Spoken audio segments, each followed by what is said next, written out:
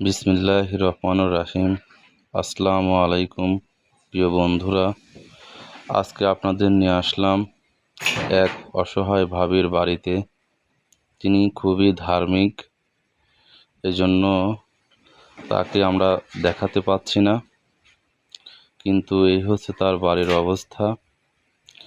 আমাদের এলাকাতে এক বড় ভাই ছিল, তিনি অনেক দিন আগে মৃত্যুবরণ করেছেন। তো অনেক দিন আসলে এদিকে আসা হয় না, হঠাৎ করে আসলাম।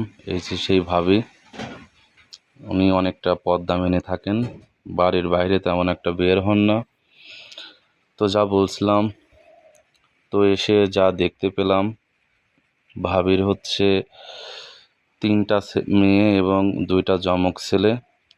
একটা ছেলে চোখে অনেকটা কম দেখতে পায়। বড় 2টা মেয়ের বিয়ে হয়ে গেছে, একটা মেয়ে ইন্টারমিডিয়েট ফার্স্ট ইয়ারে পড়ে এবং 2টা ছেলে মাদ্রাসাতে পড়ে। বর্তমানে এদের লেখাপড়া প্রায় বন্ধ হওয়ার দিকে, কারণ এদের আর্থিক অবস্থা এতটাই খারাপ যে আসলে একবেলা খায় আর একবেলা না খেয়ে থাকে। ভাবির সঙ্গে কথা বলে আসলে চোখের পানি ধরে রাখতে পারলাম না। আপনারা দেখছেন এই যে বাথরুমের পাশে কিন্তু কোনো বেড়া নেই।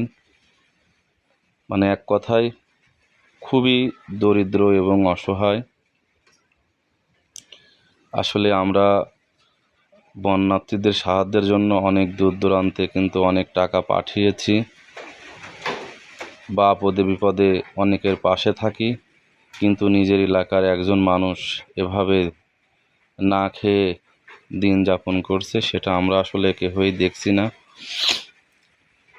তো আশা করছি আপনারা যারা অনেকেই অনেক সময় মানুষকে আর্থিকভাবে সাহায্য সহযোগিতা করে থাকেন, আমাদের এই ভাবের দিকে আপনাদের সাহায্যের হাতটা বাড়িয়ে দেবেন।